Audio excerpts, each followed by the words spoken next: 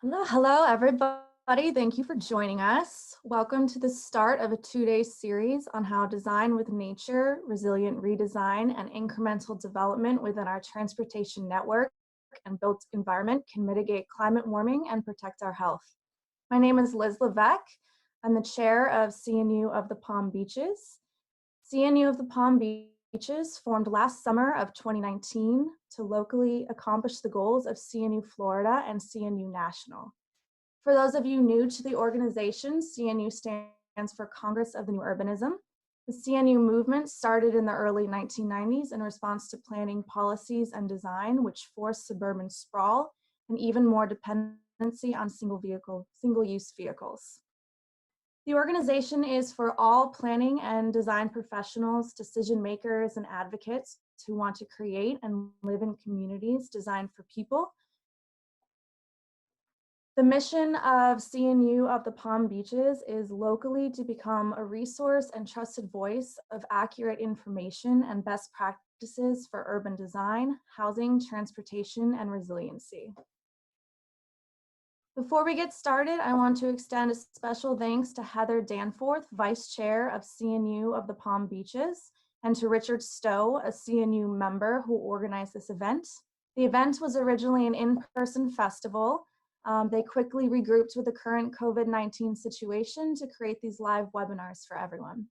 In addition, we thank our sponsors and partners for all their generous donations and in-kind support. We would like to express our gratitude to Anne Fairfax of Fairfax and Salmons Architecture for her generous support and input throughout the last 4 months. Fairfax and Salmons is an internationally recognized firm of classical architects specializing in residential architectural design and urban design. They are committed to the tradition of architecture and firmly believe that classicism in the domestic realm, be it expressed formally or informally, offers creative solutions both timeless and beautiful. We would like to thank Relentless Bicycles in Lake Worth Beach. Relentless is a downtown bike shop that sells and services bicycles. No repair is too big or too small. And finally, I would like to thank the American Society of Landscape Architects, Florida chapter. Landscape architects have a vision for healthy, beautiful places for all. The title of today's session is Transportation and Ecology. With countries across the globe grappling to contain COVID-19, transportation-related carbon emissions have suddenly sunk. In our Transportation and Ecology session, 4 Think Different transportation experts recommend investments designed to mitigate adverse impacts of conventional transportation and incentivize alternatives that lead to a long-lasting decline in transportation-related emissions. To facilitate this webinar, I would like to introduce Roya Edwards, the Communications Chair of CNU of the Palm Beaches and Transportation Planner at CTS Engineering. Roya Edwards is a transportation planner at a multimodal transportation firm. In that role, she serves as the City of West Palm Beach's Transportation Management Initiative, or TMI coordinator. Previously, Ms. Edwards worked on site plan design and processing as an associate planner at Keith. She earned her bachelor and master's degree from Florida Atlantic University in City and Urban, Community and Regional Planning. And she currently serves as the Communications Chair of CNU of the Palm Beaches. So with that, I'd like to thank you all for being here, and I'd like to turn it over to Roya. Have fun. Liz, thank you so much for introducing everyone to CNU of the Palm Beaches. Today, we have a great audience tuned in into our transportation and ecology themed webinar. So how this is set up is we're going to have 4 panelists, which I'm going to introduce to you momentarily, and shortly afterwards, we're going to begin their presentations. During the entire time of the webinar, I encourage all the attendees to post questions using the Q&A button at the bottom of your screen. At the end of the last presentation, we're going to leave some time for our speakers to answer as many questions as they can within our 20-minute time frame. So now I'm very excited to introduce our 4 speakers in order of when they'll be presenting. Our first speaker is Dr. Donald Shoup, who is a distinguished research professor in the Department of Urban Planning at the University of California, Los Angeles, where he has taught classes for 52 years. Prior to that, Dr. Shoup spent 10 years as a student at Yale University, where he has earned a BE, BA, ME, and PhD in electrical engineering and economics. He has two critically acclaimed books, which are The High Cost of Free Parking and Parking in the City. Throughout his entire research and career, he has focused on how parking policies affect the economy, environment, and cities. And as a devout urban planner, he is a fellow of the American Institute of Certified Planners. Our next speaker is Patrick Siegman, who is the founding principal of Siegman Associates, a transportation planning firm devoted to the creation of sustainable cities. Mr. Siegman has led the transportation component of more than 70 citywide, neighborhood, district, and campus plans. His projects have been honored with awards from the Congress of New Urbanism, American Institute of Architects, American Planning Association, and the Society for College and University Planning. As a graduate of Stanford University with honors, Mr. Siegman has taught short courses on transportation for the APA, written for Planning Magazine, and contributed to books such as New Urbanism, Best Practices Guide, Sustainable Transportation Planning, and The Parking of the City.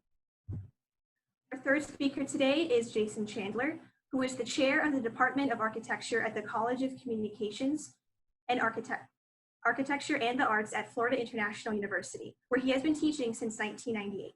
Mr. Chandler's academic endeavors focus on building construction systems and their integration into architecture and urban design.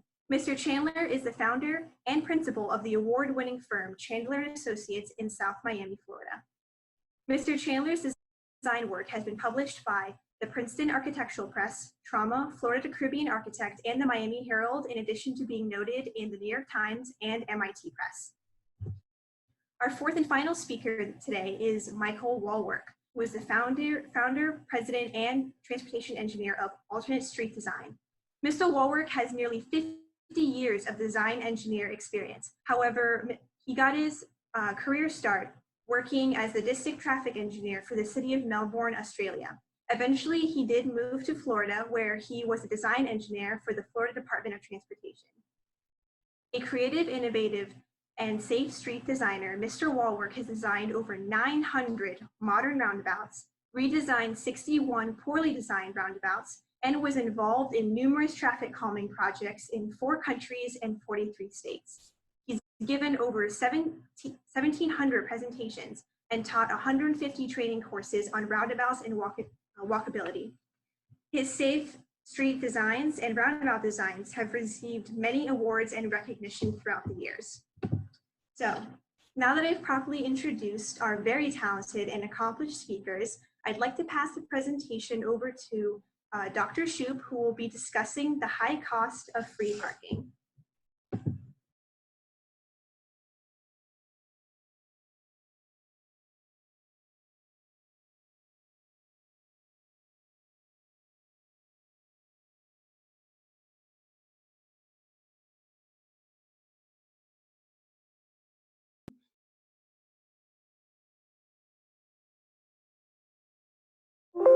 Hello, thank you for inviting me to Florida today. Whenever I'm invited to speak at a city, I first use Google Earth to take aerial photos of the region.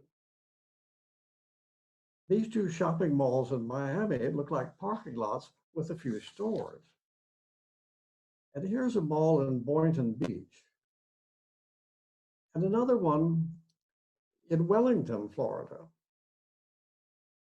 They look very big and very bleak, don't they, from the air? But these aerial views often give an unfair impression of what's really on the ground. Here's what it looks like on the ground. This is the ground truth of our cities. And I think that we made 2 mistakes in our parking policies that have led to this visual disaster. Our cities require the world to look the way it does.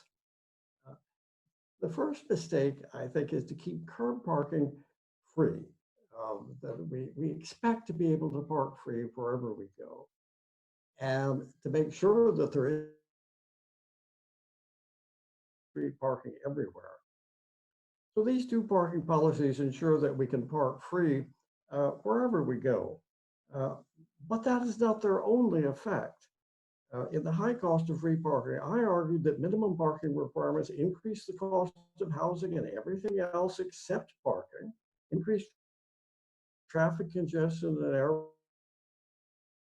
urban design, prevent walkability, damage the economy, and penalize everyone who can't afford a car. Since then, to my knowledge, no member of the planning profession has argued that parking requirements do not cause these harmful effects. Instead, a flood of recent research has shown that parking requirements are poisoning our cities with too much parking. I recommend three new parking policies to undo some of the damage that we have done.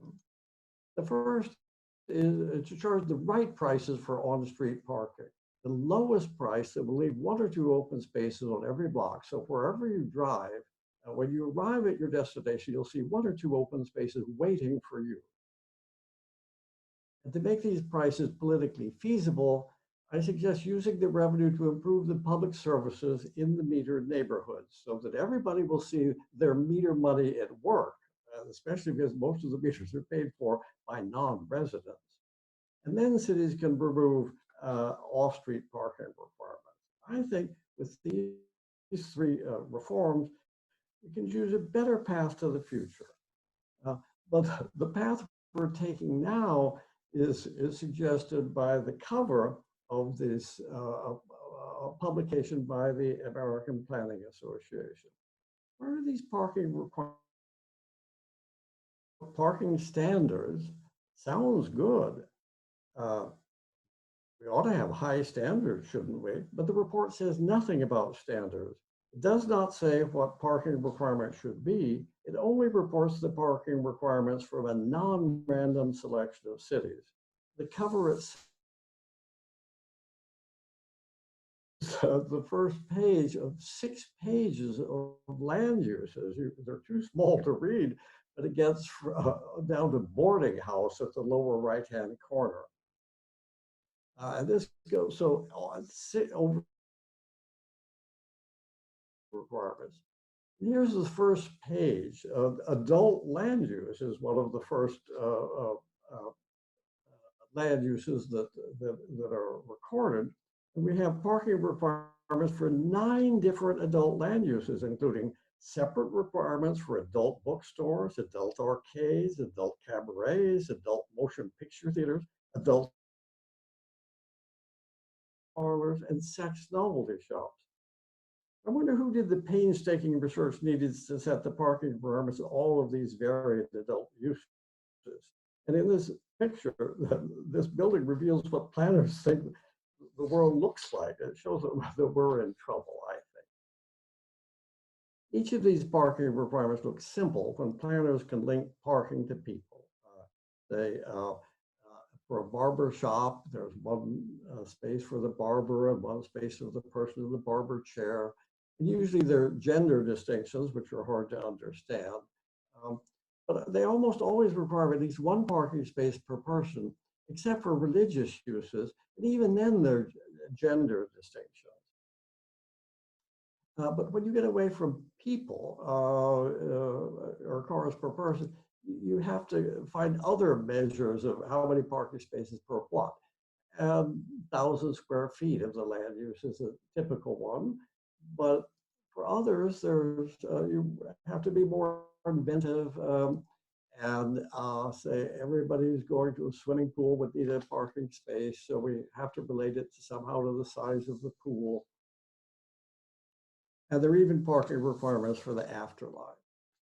Now, I looked at some of the parking requirements in southern Florida, and it has some very high parking requirements. The green bar is the size of the building itself, and the red bar is the size of the required parking lot.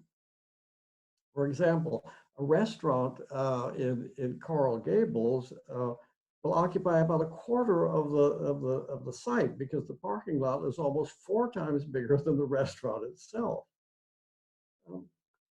Maybe the parking requirements in each city reflect the priorities of the residents. People in Boca Raton must hope a lot of their friends will come to their funerals, and people in South Miami must like to drink and drive. I think these parking requirements are really pulled out of thin air because the planners don't know anything about parking. They've learned nothing in their planning education because the professors know nothing to teach them. Here's a list of the many things that planners don't know about when they set parking requirements. How much does the parking requirements cost? If they cost a lot, that's imposing a huge cost on every land use. And how does it increase the cost of housing and everything else? And they don't know how the parking requirements affect urban design. It's just a ratio without any image of what they look like. Or does how it affects congestion? Because more parking probably means more cars and more traffic. And this is also air pollution. And now we have to worry about CO2 emissions. And the planners have no training in how to set a parking requirement. I think the problem is that we have politicized what should be an economic decision, and we have government.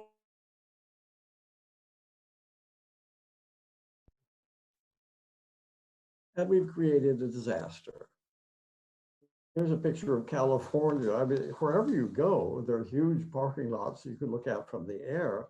And we tend to ignore this asphalt blight in our daily life, especially when we're parked free in it, as all these cars are.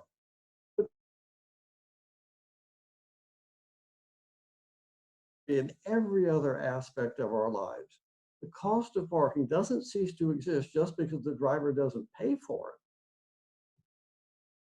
When you get right down on the ground, this is a very nice parking lot. This is the Cisco Systems in San Jose. It's a beautiful landscape, the mountains around it.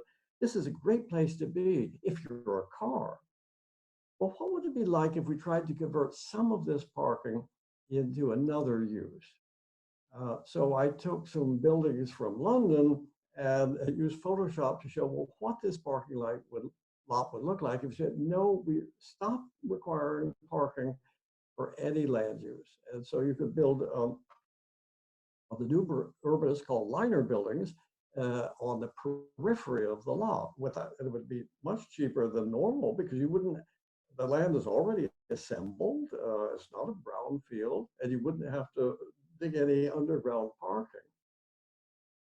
Well, this is probably not what would be built in San Jose. So I took a block of buildings in downtown Los Angeles and put it there to see what would be more typical 6-story buildings. Talk about a jobs housing balance. This would be, you could walk across the parking lot to where you're going. And if that worked out, you could build more. This would begin to look like a city, at least from the sidewalk, but there would still be plenty of parking behind. The employees who live in these buildings could walk across the parking lot. You don't have to build new parking spaces because there's already a lot of parking there. You have to start charging for parking.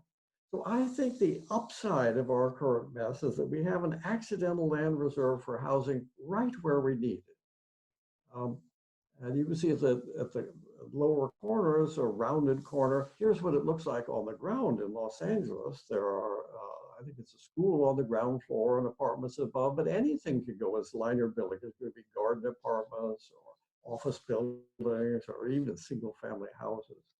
Well, I think the solution is in the site. Building housing on formerly required parking lots will help to solve a lot of problems. The cars and fuel are often imported, but the apartment houses are made in America.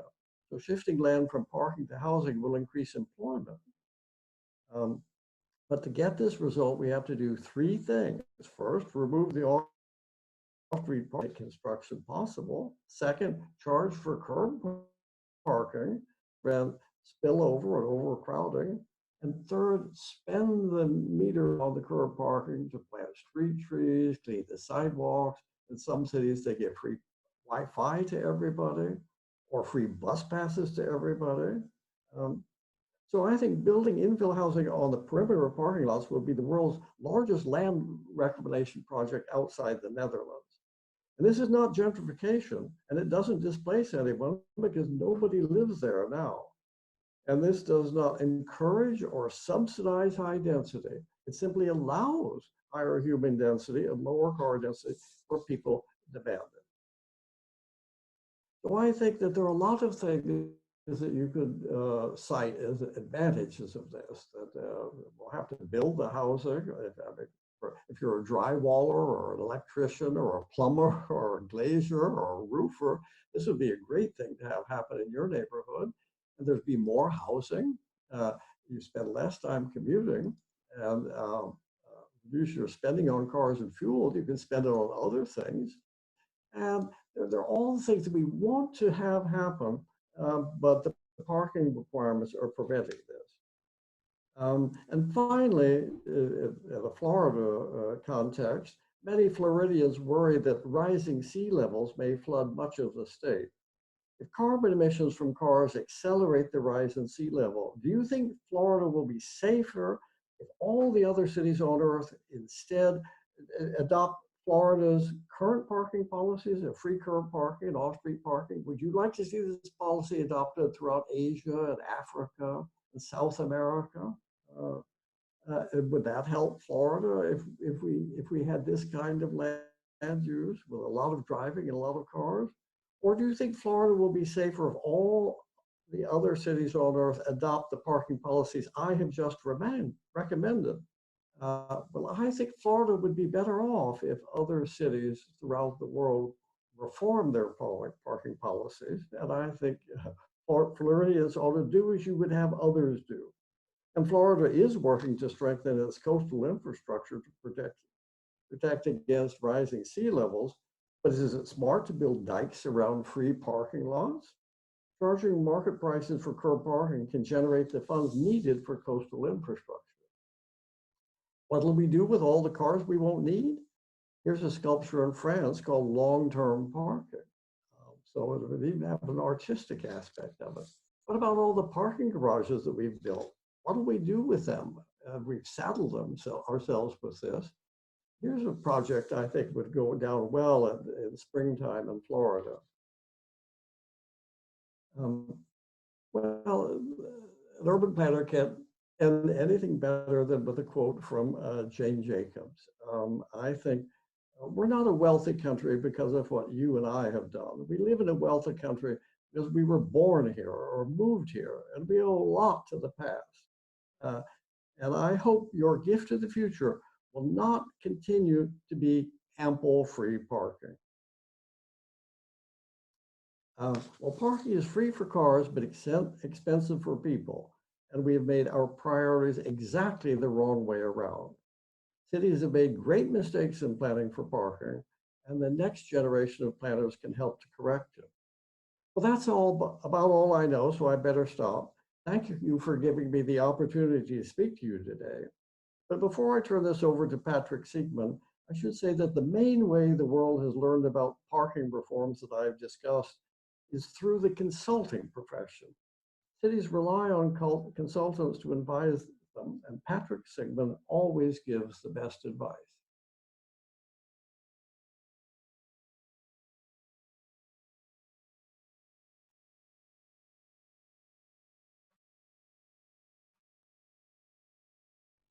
Well, hello all. Can you hear me? Well, thank you very much to CNU Palm Beaches for hosting us today and for doing all the work of organizing this. I should say I'm honored to be here. I learned just about everything I know about transportation planning from Professor Shoup and from Michael Wallwork, who's speaking later, of course. So it's really an honor to be able to share the stage. But let me bring up my PowerPoint slides.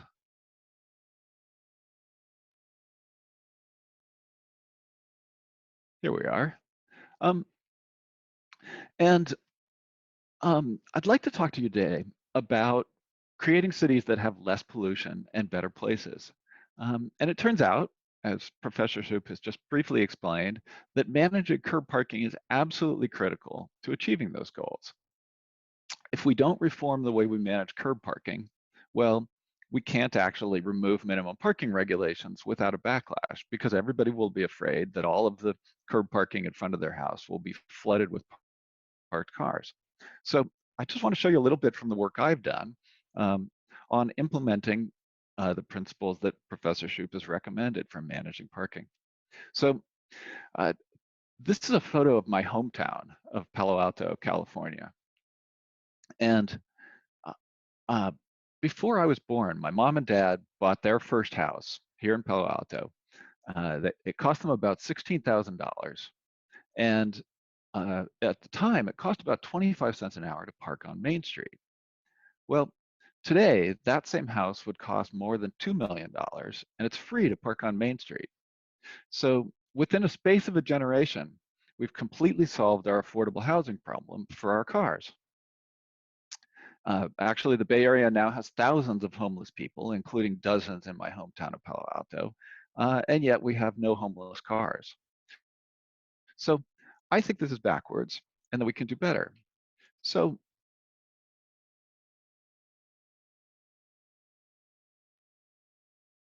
let's see if I can get my slides to advance here. There we go. So as Professor Shoup was explaining, we need to charge the right prices for curb parking, to return the parking revenue generated back to the blocks where it's generated to pay for public services. That way we make things politically popular.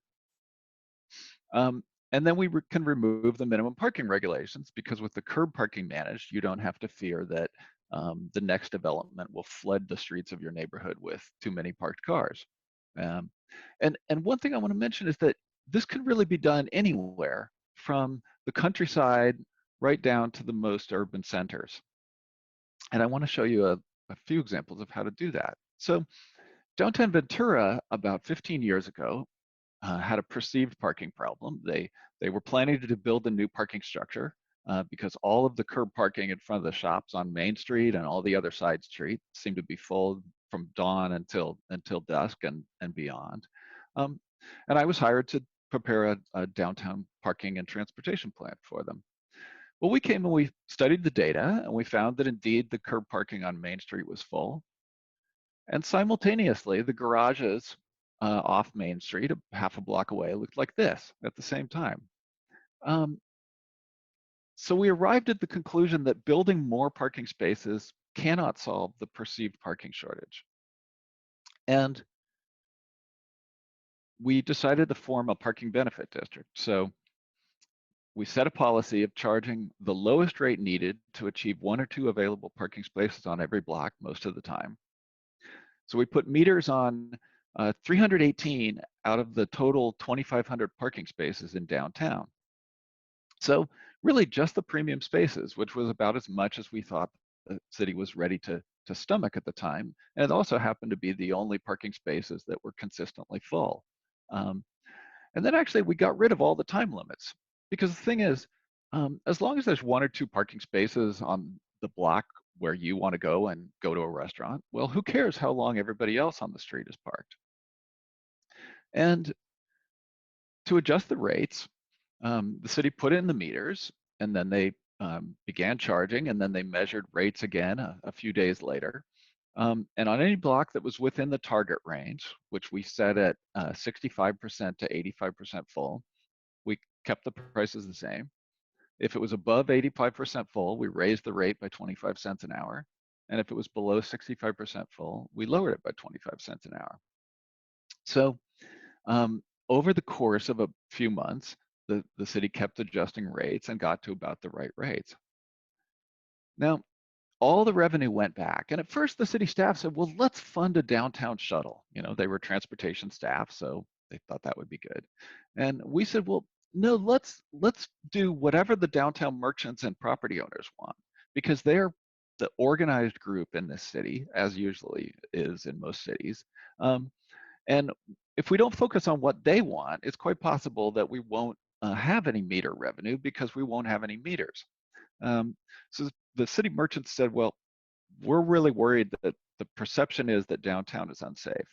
So we said, okay, we'll fund new police officers and better lighting and so on. And the results, well, that first year, the rates wound up at about 50 cents to $1 an hour. And the city pulled in $500,000 a year just from those 318 spaces. So you think about it, that's more than $1,000 per parking space per year. You can generate a lot of money by doing this. They funded the new downtown sergeant, just dedicated to patrolling downtown, and 9 cadets. Free public Wi-Fi came along as a side benefit of the network needed to run the meters and their credit card acceptance. And what happened is crime went down by 40%. And many new businesses began opening up. And actually, it really helped Ventura come out of that 2008 recession. So another example, this is a more urban place. Berkeley, you probably have heard of it. It's adjacent to one of the world's great research universities. Berkeley, we adopted the same policies. Because it's denser there, more urban, taller buildings, and more people, we wound up with rates that vary from $1.75 to $3.75 an hour, depending on the block. Again, all the revenue goes back to the blocks where it's generated, back to downtown. So in Berkeley, their highest priorities were really to help the homeless, to fund security, to make things feel safer, and to do a lot of cleaning, because downtown had been described as pretty filthy. And so it turns out, in the old days, one of the big obstacles was the technology. The technology was crude. It was difficult to charge for parking and to measure occupancy rates. Well, in Berkeley, we used license plate recognition. And so there, you no longer deal with printing out a receipt and putting it on your dashboard. And if you have a residential parking permit for an area outside downtown, you no longer deal with getting a plastic sticker and sticking it on your bumper. Your license plate serves as your virtual parking permit. And the enforcement officers can read the license plates as they go around and see which ones have paid and which ones haven't and who has a permit and who doesn't. And it turns out that this also generates counts of the parked cars on each block.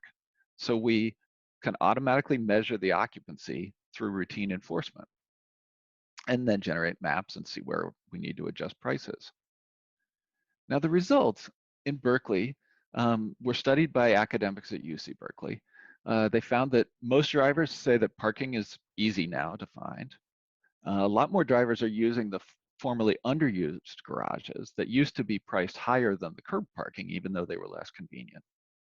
Then, remarkably, it turned out a lot of people had been arriving in downtown Berkeley and driving around in circles. They'd already arrived, but they weren't going anywhere because they were looking for underpriced curb parking. So we discovered that there were approximately 693,000 fewer vehicle miles of travel each year in downtown Berkeley because fewer people were driving in circles looking for that cheap curb parking. Now, the other thing is that because we're now managing curb parking in Berkeley and doing it well, we're able to get a lot of new housing with far less parking needed. So Berkeley, they allowed, for example, this new building, the Gaia building, to be built. They required that the parking be charged for separately from the rents for actually getting an apartment. They required the building provide a couple of spaces for car share cars. They required free transit passes for each resident. And actually, we turned this into a city ordinance now for all new development downtown. So what happened? Well, at the Gaia building, they wound up with 91 apartments, 42 parking spaces were built by the private developer who chose how many to build. And the result is they got 237 adult residents with just 20 cars. So here you have a city where they didn't require any parking, and yet the parking was built to what the developer thought was needed. And it turns out he built twice as much parking as people actually wanted. So next time he might build less. Now, what about residential areas? If you want to be able to allow a beautiful fourplex like this one in old Pasadena in a residential area without requiring it by law to have any parking, you need to manage the curb parking. So for all this kind of missing middle housing, by which I mean the duplexes and triplexes and courtyard apartments, all these smaller house form buildings that used to occur in our neighborhoods, you can allow those without requiring any parking, as long as you manage the curb parking properly. So one key is never issue more than one curb parking permit for every curb parking space. What Tucson does, for example, is they only give out one permit for every curb space that is available in front of your property. So for example, suppose you tear down a private house, a single family house, and you build a fourplex, and there's only 2 parking spaces on the curb in front of your property. Well, your building only gets 2 curb parking permit spaces. And so developers realize, oh, well, if I want to offer parking to all of my tenants, I'm going to have to build some off-street spaces. And another thing that could be politically smart is if you don't want to set all the people who have been parking for free in their neighborhood in front of their house for the last 30 years, you can start by just charging the non-residents and future residents the right prices for parking. Because, you know, the non-residents aren't able to vote in your city, so the politicians don't care what they think very much. The future residents, they aren't here yet, so they can't vote either. And then you can use this new revenue to make the neighborhood a better place.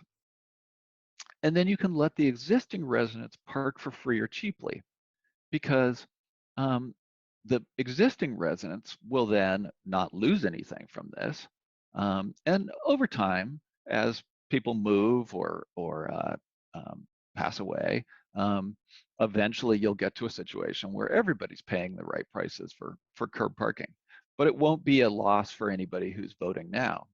And then you can remove the minimum parking regulations. So in Laguna Beach, they've done this very successfully. The non-residents actually pay between $1 and $3 an hour for parking. The residents pay only $40 a year, and they generate a huge amount of money, which pays for all of their lifeguard and other beach services and for making downtown beautiful.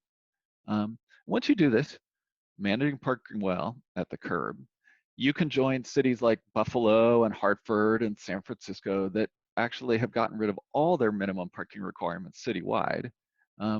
Or you could become like England, where nationwide, by national law, there are no minimum parking requirements. So it's really quite feasible. This last slide just sums it all up. But I can see my time is up. So I want to thank you for your time and attention. Been a pleasure to speak with you. And next, I'd like to turn the presentation over to Professor Jason Chandler. Professor Chandler, over to you. Okay. Hello and welcome. You should see. Okay.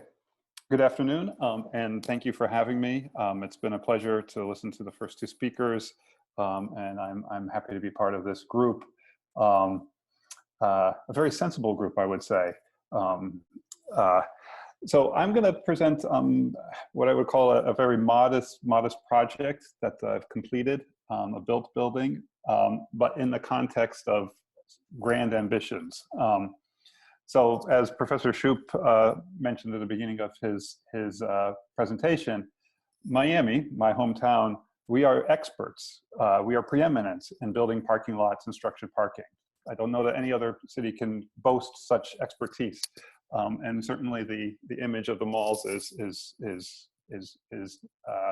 evidence enough, but there are also other versions of that where we build gigantic podiums of parking for condominiums. So we work at many modalities, and I don't know if anyone can really outdo us. So this is the context of the project that I'm going to present, which again is very small. I began this project actually in school. One of the things I do as a professor is I teach housing. I inherited this curriculum from a predecessor who actually did high rises for our housing studios. And over the years, I said, well, that's a little too much. It's very hard to understand really the nature of living. If you're looking at hundreds of different units, there's a kind of cookie cutter quality about that. But as you bring the scale of housing down, you actually, from a pedagogic standpoint, allow students to really focus on the nature of housing, actually living in rooms, living in spaces, living in cities. So I brought it all the way down to basically 3-story, 4-story, essentially versions of townhouses, so that they can really look and figure out how to create rather clever little buildings that do any number of things, but allow them to focus on it. And this is something that emerged out of just how does one teach real housing. And this project is a collaboration with the developer Andrew Frey, who was also very fascinated from a developer standpoint in townhouses, something of a rarity in the fabric of Miami. He worked with me, and we actually got a Knight Foundation to take students to go up to Savannah, Georgia in a bus. We've taken almost 800 students up from Miami to Savannah so that they can see a walkable urbanism, see infill housing prototypes firsthand, because they are such rarities in Miami, and then come back and design these things with the idea that maybe in the future we would start seeing these pop up around Miami. So this project is actually, after that effort, we said, Andrew said, why don't we try building one? And we've actually built 4 of them. Again, very small. They are each 4,500 square feet in size. They have two bedrooms, 1 efficiency and 1 bedroom units, and they fit 25 foot wide. They're 25 feet wide, and that 2 of them fit a 50 foot wide lot. So 50 foot by 100 lot is basically the sort of fabric of the city of Miami. This is the site. They are located, the very dark little boxes, 2 of them abutting one another, is located in the core of Miami. This is the Miami River up on the upper right, and this is the block structure of that. I will be honest, this is a sort of edited version. The idea here is, you can imagine quite a lot of parking spaces in this, even by Miami standards, a rather dense area. So, so this is in the context of a place dominated by vehicular traffic. With some public transportation. We have a bus lines right next to us. This is Flagler right here, a main artery through of Miami. And the context of the project is an examination of looking at, like, how does one build a real townhouse in Miami and make that typology work? And the simple obstacle of that was parking. If we tried to build a townhouse in Miami, we would not be able to build these buildings on a 50 by 100 foot lot. So the idea that you could build something of a dense building in Miami is prohibited by code for small landowners. So basically this project began with a code that did not allow us to build it. And Andrew worked with, I'll talk about that a little bit, to endeavor to change the building code so we could build it, which is always a sort of ambitious thing to do when you start a project, but we did it. But just a comment about the sort of insidious nature of parking in Miami before I get into it. And it's simply that the parking requirements of Miami and really South Florida, essentially they are mechanisms of providing unaffordable housing. Because you have to build structured parking or surface parking, buildings are more expensive. And because they are more expensive, landlords, developers have to charge more for their buildings. So the idea of affordable housing, which this is a workforce housing project, becomes unattainable by simple policy.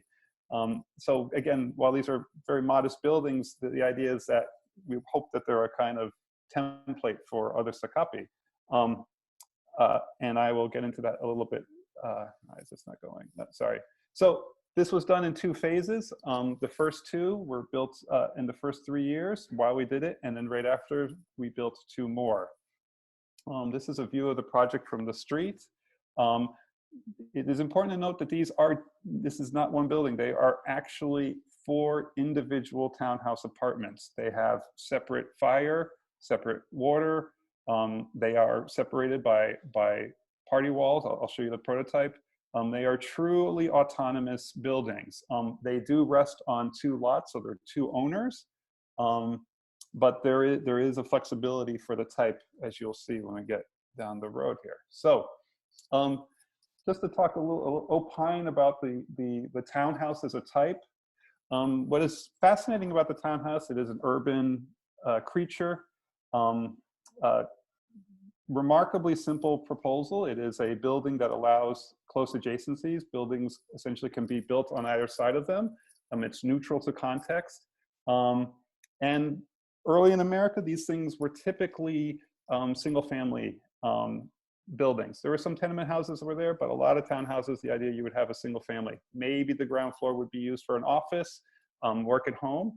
But the idea would be that if you looked at the kind of history of the townhouses in America, these things essentially, as the kind of initial family moved in, they would begin to be chopped up into apartments and actually became very, very clever and absorbed more density because they were very adaptable, sort of 3-story buildings. In terms of code, we like to joke that this is the most dangerous building you could build. The idea is there's a building code that says there's a maximum allowable use for a single stair building. So this building, each one of these only has 1 stair, and you can basically do that up to 3 stories. You're allowed more units per floor, but we're basically doing that. You go 1 more floor, you need 2 stairs. So we're working with, again, the existing context of the building code. But in here, this diagram basically shows you the different variants of building type. If you want to have commercial spaces, if you want to have essentially 3 different people living here, a single owner, you can rent it out, you can work here, you could have retail. We looked at all these different things to develop this project.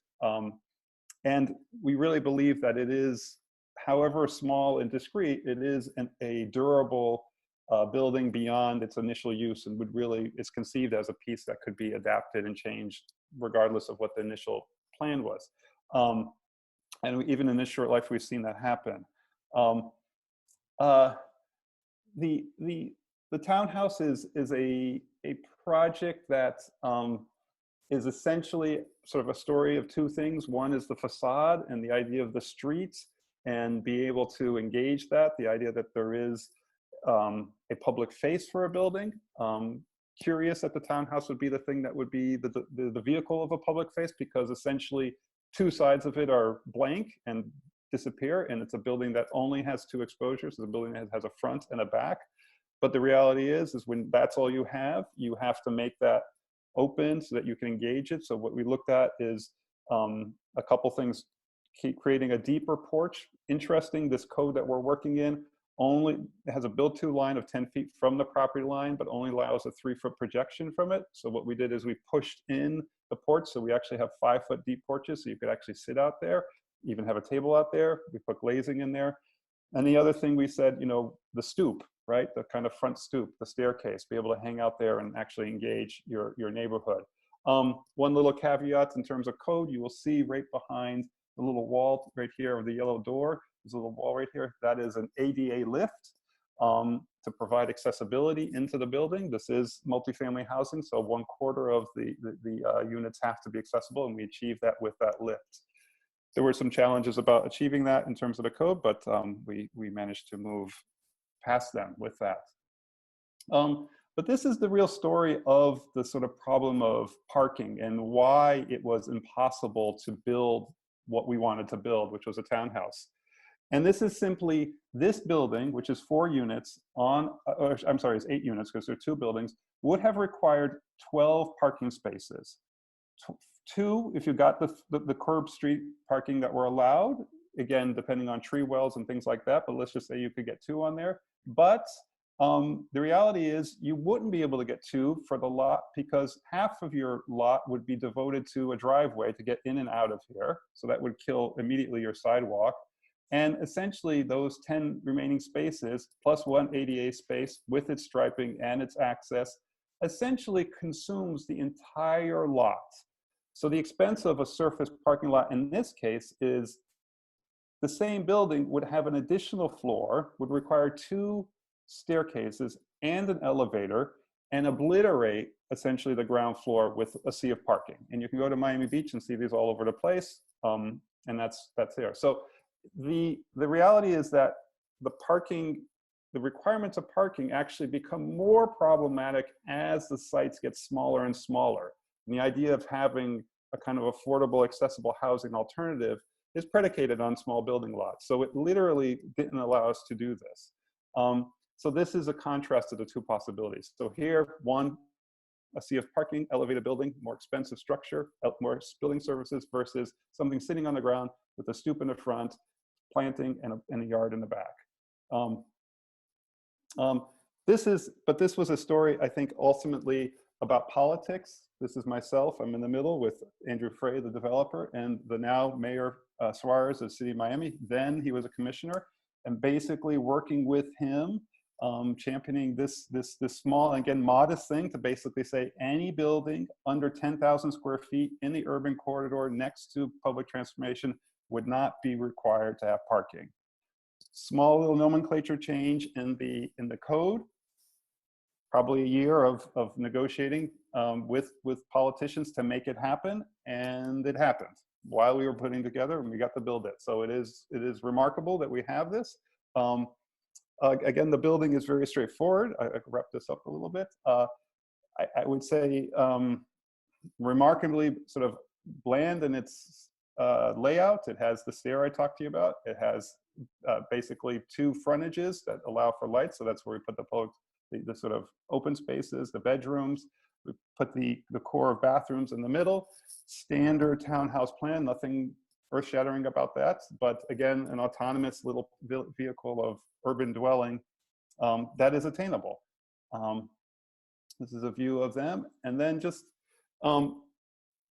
this was done before our current context of, this was the opening of the projects.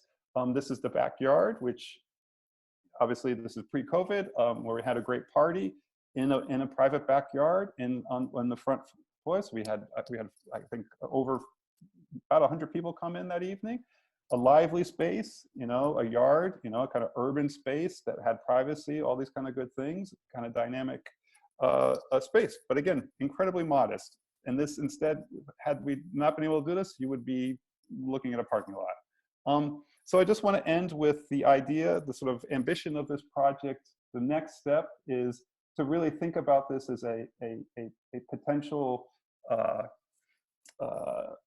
vehicle for achieving investment and savings for an individual.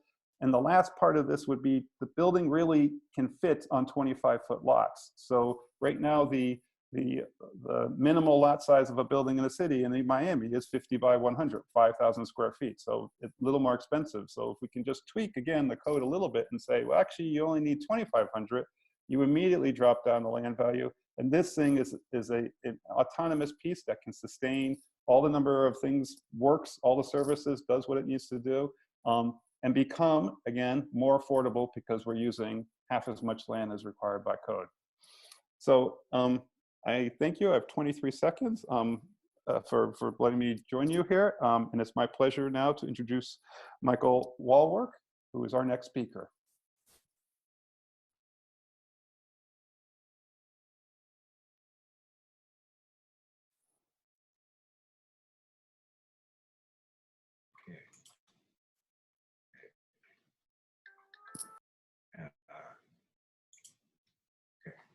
All right. Can you hear me? Yeah, okay. Well, we've had three very interesting talkers tonight, and I'm going to go one step further and be a little bit more radical than the radicals that preceded me.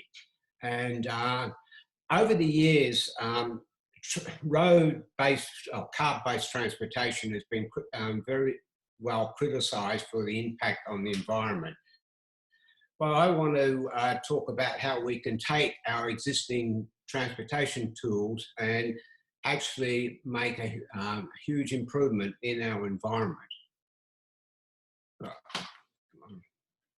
Oh, okay. First we have to convert to a transit-based system. And by doing that, we reduce our oil consumption, our pollutions, and all so forth.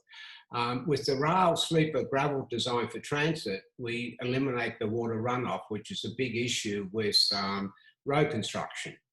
A bigger impact of this conversion to transit is that a double train track requires 50-foot right-of-way, which is basically 1.7 acres per mile. Okay? A 10-lane freeway, which is becoming so common in Florida now, requires upwards of 360 feet of right-of-way, and that requires like 11.9 acres per mile. So there's more than a 7-fold increase just in the amount of land necessary for transportation.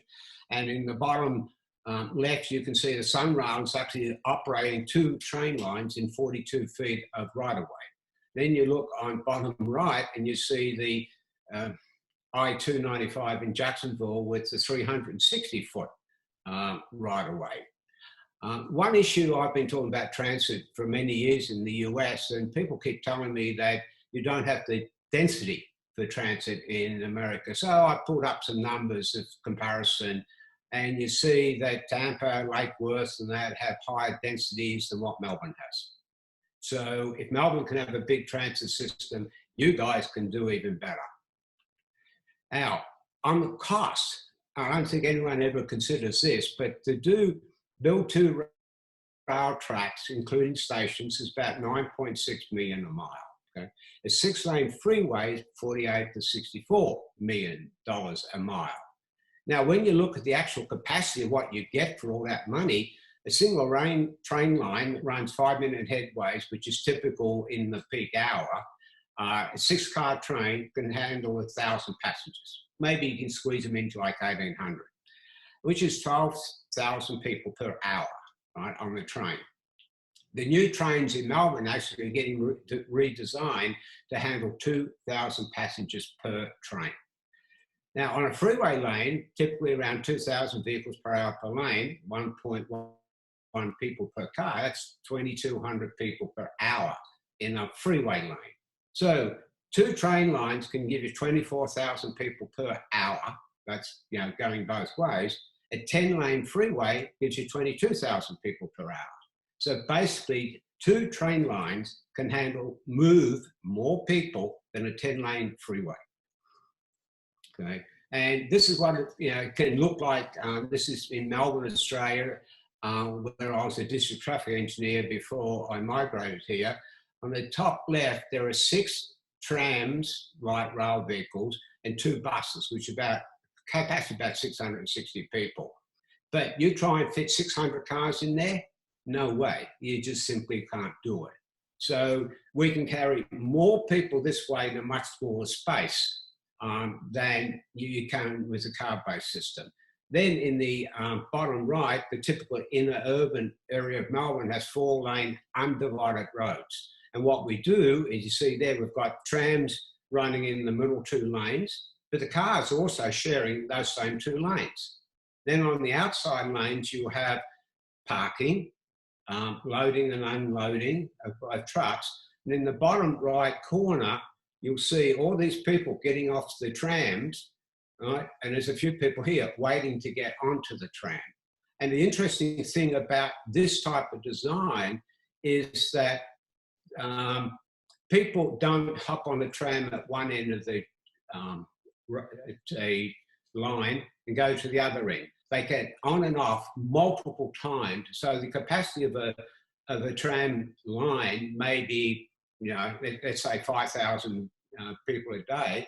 They ended up finding they were getting like 15,000 people a day on there, because people were doing short trips, not very long trips. People don't use transit just to go to the downtown.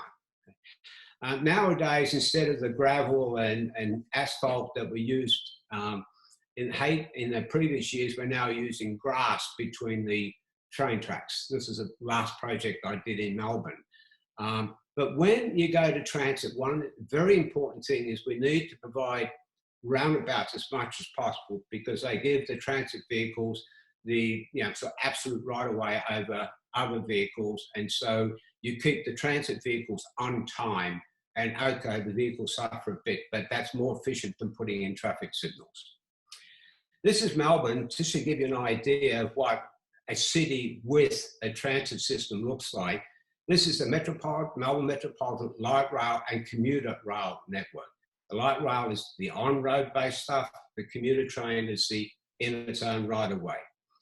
The commuter train rails carry the commuter trains, the freight trains, the intrastate trains, and the interstate trains. So one set of tracks is doing 4 purposes.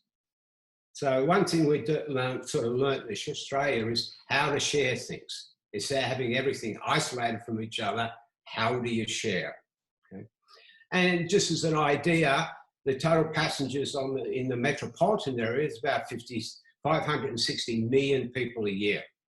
The rural train service is about 32 million people a year. Okay. And so that's transit. Now, what can we do on roadway design to make our road system better and more environmentally friendly? One, when you design a road, make sure you put 2 rows of trees in, on each side, and if you've got a median, a 3rd road down the medians, not grasses, not trees. Another important one is road diets to recover a lot of that road pavement, replacing signals with roundabouts, adding traffic calming devices that actually add landscape space, adding bike lanes, especially where you can narrow existing vehicle lanes. Florida DOT allows you to go down to 10-foot lanes now. Okay? Converting one-way streets to 2-way, adding street trees helps to slow vehicles in streets, all streets, and it also makes walking more attractive. So as a role of adapting these types of policies in your normal street design, you can reduce the pollution and help with that modal shift to walking and bicycling. And by the way, there's like 26 different types of treatments that can improve the roadway design, vehicle management. You know, and this is an example of a road diet. You know, this is what a first complete street I did in the US, where we took a 5-lane road, almost no pedestrians crossed it, took it down to 2 lanes, added in the median, put in 3 rows of trees, put in, took out the extra outside lanes and put in bulb outs and put in a lot of landscaping, but some of those bulb outs on the corners were actually used also for water treatment. And so, you know, again, multi-purpose in the design. Another thing you people need to consider is if you're going to build a new road, you should consider designing it as a roundabout corridor. And in that way, like this one Prairie Star Parkway in Kansas, I redesigned a 6-lane road with signals to a 4-lane road with roundabouts. So environmentally, that meant that, you know, you had a big reduction in the land that was going to be destroyed by the road pavement. Here's an extreme example. Roundabouts typically get rid of your left turn lanes. They can often get rid of your left turn and right turn lanes, and sometimes they will get rid of through lanes. And in this case, in Clearwater, this is what we had back in 1999, and I redesigned it. And this area here was 8 lanes wide, 1-way pair. Look at all the road system down here. Well, it's got all converted to a single 2-lane roundabout, 4-lane roads, and the result was a massive increase in the green space in that area of Clearwater, which is good because it's right next to the beach. Now, typically when people do traffic management, they'll have a mini roundabout, speed tables, and you can see there's right, 7 speed tables down there, roundabout down the other end, but there's not much landscaping there except for the modified T intersection in the middle here. And so what I'm suggesting that when we're doing traffic calming and we want to become more environmentally friendly, then we've got things like the parkway. One vehicle goes through, the other vehicle comes the other direction through there. Big increase in your landscaping space with speed control. You know, oval medians, chicanes. You've got the diagonal diverter. and you've got angled slope points. So these are all the traffic calming treatments that we can use instead of speed tables, right, that will do the traffic calming project, but provide a significant increase in the landscaping. The mini roundabouts do reduce pollution because you don't have to stop as much, you don't have to, but you have to slow down. But large trucks have to turn left. In a lot of neighborhoods where the volumes are quite low, you can still do a mini roundabout, but you can put a landscaping in the middle. And what that requires is for the large trucks to make a left turn on the left-hand side of the roundabout. And that's okay where you have a low-speed environment, a low volume. Then on the wide, and amazing, there's residential streets out there that are 50 feet wide, but you can put in larger roundabouts. With that, you get more landscaping space. And in fact, you can go, a lot of people nowadays are putting in public art within the center of the roundabout to make it a real feature. So it's a traffic control, a feature, reduces pollution, so forth. So basically, I'm suggesting that transit provides a significantly better transportation system to people. It's more accessible at a lower cost for a greater number of people, and most importantly, significantly reduce the environmental impact. Road guides, roundabouts, traffic calming, bike lanes, street trees can also reduce the environmental impact on our normal street system while encouraging safety and modal shift. So with that, thank you, and I'll turn back to Roya. Awesome. Thank you so much, Michael, for wrapping this up for us. So this has been quite a wonderful series of presentations, but now it's actually time to move on to some questions. So now I'm going to invite all of our speakers back to the webinar. So if you'd like to turn on your mics and your videos so you can answer everybody's questions directly. Okay, awesome. So our first question could probably be answered by Jason, but I'm going to open the floor to everybody. So the question is, what, if any, are the benefits of having separate townhouse buildings rather than a single building designed as townhomes with separate entrances? Also, did the public fight against requiring no parking? Okay, two questions. Yeah, there's two in one. There was some resistance. I don't actually think it was profound. I mean, I think it was something that got worked through. What was remarkable was the amount of people that came to support it, which was nice, because I think, again, we live in a place of extraordinary traffic, and I think, you know, if you think about it, if you like my colleagues have already stated, you can create traffic by building lots of parking lots and requiring parking because everyone has a car of a sense. And so I appreciate the comment of my colleague of there's no homeless cars in Miami. A bizarre idea, but it's true. The second part, so I have to say that these projects are, we're being very polemical here. So one of the things, the answer is yes, they could have been at least 2 buildings rather than 4, but myself and the developer, Andrew Frey, were very clear about wanting to make, I mean, we have this fantasy that if you have 2,400 square foot lots, these are essentially new versions of single family homes, ones that allow for mix of living, mix of use, and could be autonomous.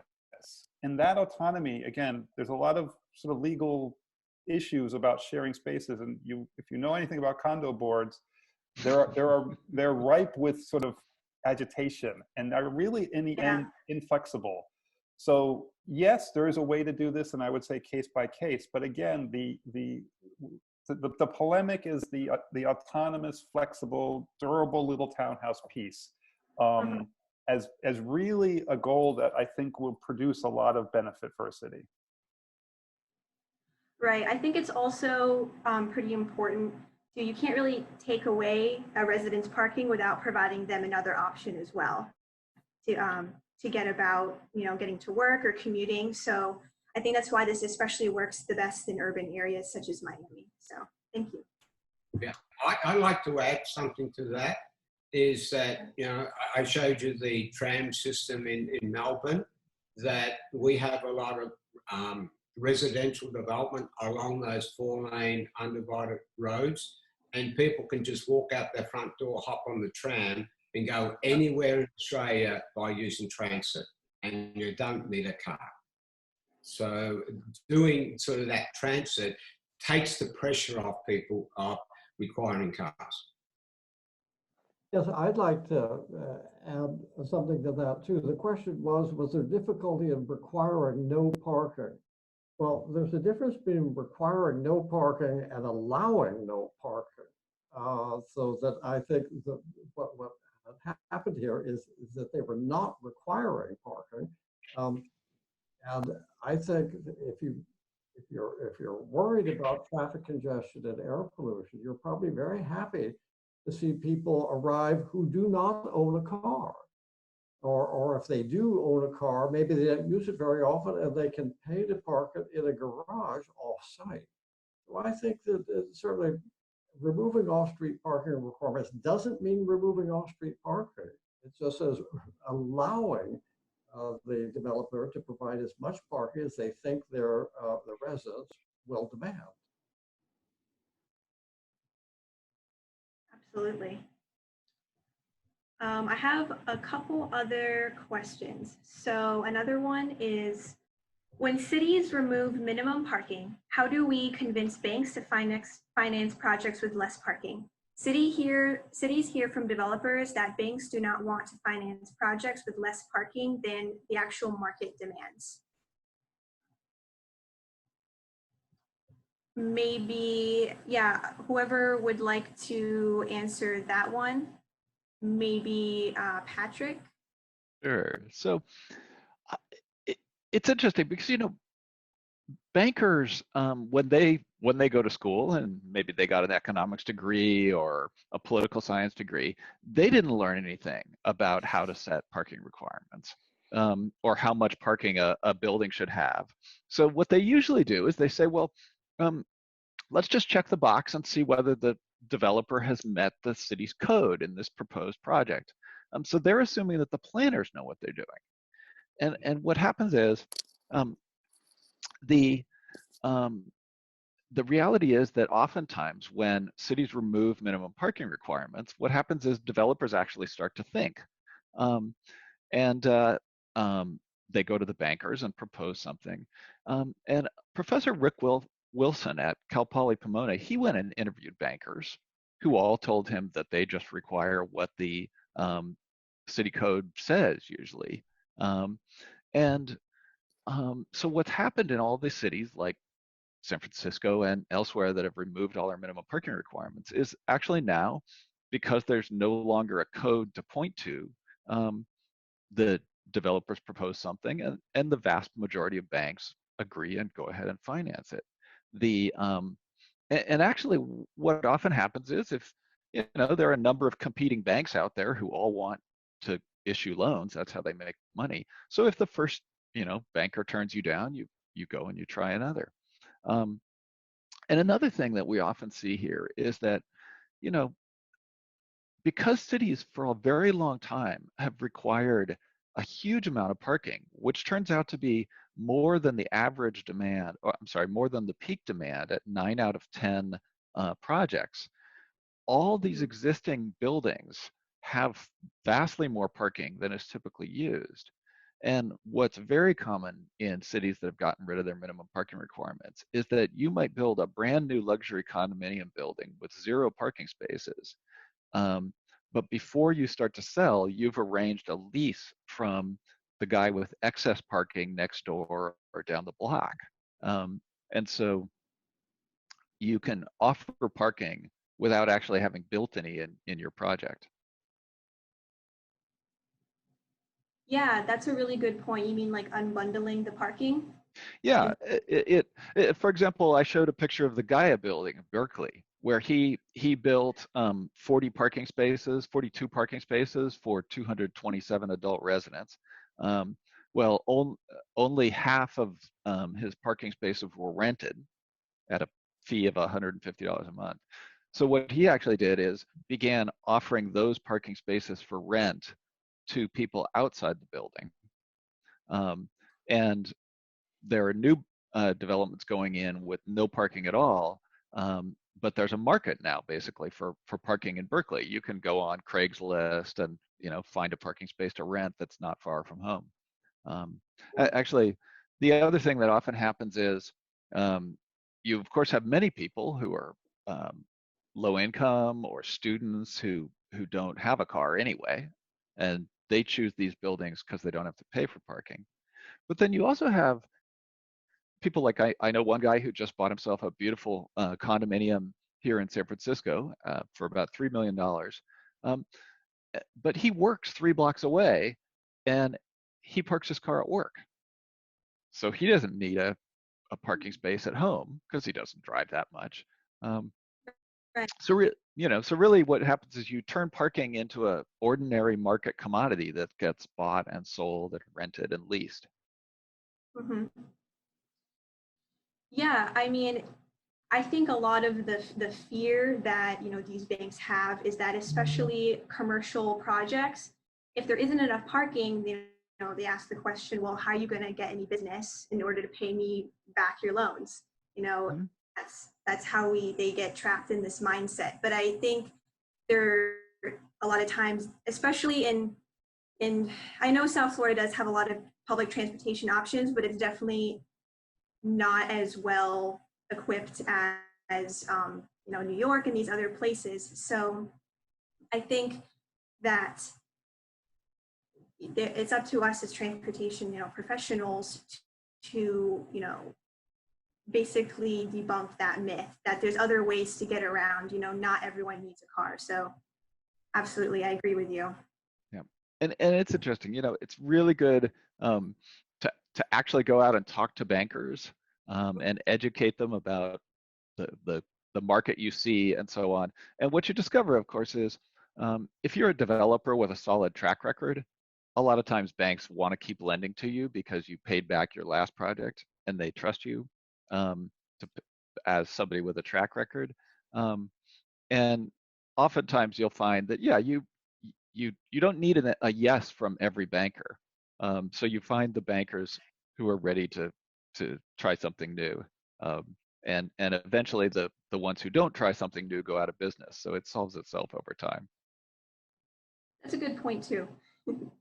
The ones that have the future in mind will stay, right? Mm-hmm. Another example was when Portland removed its parking requirements near transit. There was the fear that bankers wouldn't lend, but if there was any reluctance on the part of banks in Portland, they simply went to Seattle or San Francisco, where the banks were very accustomed to lending on projects that didn't have any parking. Yes. So I've worked with another consultant that actually works out of Denver, and he says the exact same thing. Because when I would bring up this issue to him that I also spoke to other municipalities about, he said, oh, well, it might just be like a cultural thing, because in Denver, a lot of really see this as a big issue. But I think as times are changing, that will be a different scenario in the near future. Okay, so we have a question for Mr. Wallwork. Has FDOT's roundabout first policy substantially increased the number of roundabouts built or planned in the state of Florida? Absolutely. But unfortunately, though, the increase in roundabouts is not equal across all districts. Like District 1 has, gosh, I lost count of how many they're building, but they really got into it in a very big way. District 5 has been doing quite a few. The District 4 did some. District 2 is just getting into it now. District 3 was slow poked. So there's a lot of roundabouts getting built in the DO within Florida now, on state highways. It's not uniform. Yeah, I mean, when I think of the big D4 one, is the one in Hollywood. That's like the famous, I guess, brow roundabout, right? No, that's a traffic circle, which it wasn't Oh, designed. okay, So that's a traffic circle. Okay. I see. But roundabouts tend to be much smaller. Okay, that's right. So I guess part of this question, another question said that roundabouts, as you said, are not extremely common in Florida.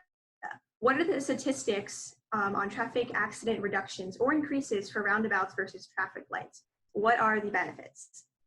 Right. Oh, gosh. Benefits are considerable. Right?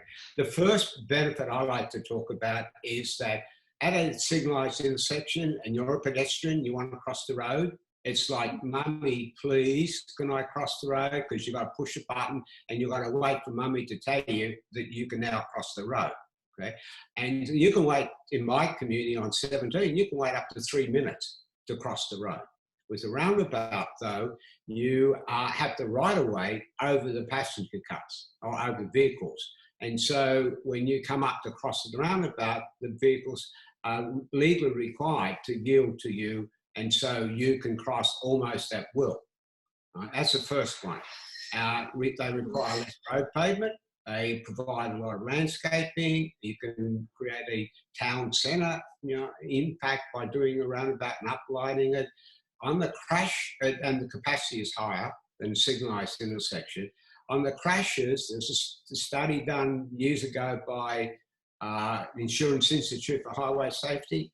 About 96% reduction in fatalities, 71% reduction in injuries, and about 40% overall reduction in crashes. Now that took into account 1, 2, and 3 lane roundabouts. When you look at 1 lane roundabouts, the data is vastly superior.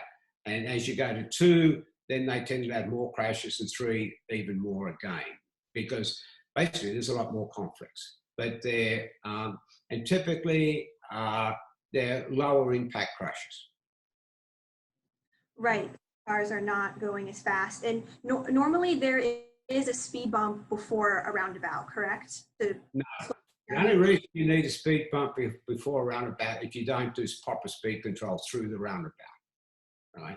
Or you have a situation where your driver's just so stubborn that they won't yield to pedestrians, then you put a speed table in to slow them down. Yes, which I'm sure that happens more often than not, right? No, it doesn't happen very much at all. Oh, okay. Pedestrian crashes at roundabouts are a rarity. Right? There are a few that happen, but they are a rarity compared to pedestrian crashes at signalized intersections. Oh yeah, of course. I'm sure that comparison is not even comparable, of course. I actually have a follow-up question on that. So how does a traffic circle then compare with safety to a roundabout? I mean, you have more cars involved and it's much bigger, so I'm sure there might be an increase in crashes, but is a traffic circle safer than a signalized intersection? No. Basically, a traffic circle was the design philosophy for a traffic circle, which used to be in the MUTCD, was that you design for high-speed travel through the roundabout. And basically, you can do 40, 50 mile an hour through a traffic circle. You can't do that through a well-designed roundabout. And as a result, the crashes are much higher, and a lot of old traffic circles have actually been converted to roundabouts, and they come out a lot safer. And typically when you convert them, you build a roundabout in the middle of the old traffic circle, right? So, but they were originally designed for high-speed maneuvers through the traffic circle, and you had to yield to people coming into the traffic circle, which meant that you had a lot more crashes. Right, so they went out of fashion quite a few years ago and are now being replaced with roundabouts. Gotcha. Yeah, I was always curious on the differentiation between those two. So I have another question, and this one could probably be answered by either Donald or Patrick. How do you overcome business owners' beliefs that removing or limiting parking directly in front of their business equals a loss of their business or loss of revenue? I'll give that a try. One thing is that um, it's really often important to count the number of people who are inside a business and then to count the number of parking spaces that actually are in front of that business. And you often find that you have a business where, you know, there are 100 people in a restaurant at dinner time and there are 2 cars only that can fit on the curb directly in front of that restaurant. So they clearly aren't parking all those people in the, you know, directly in front of the restaurant.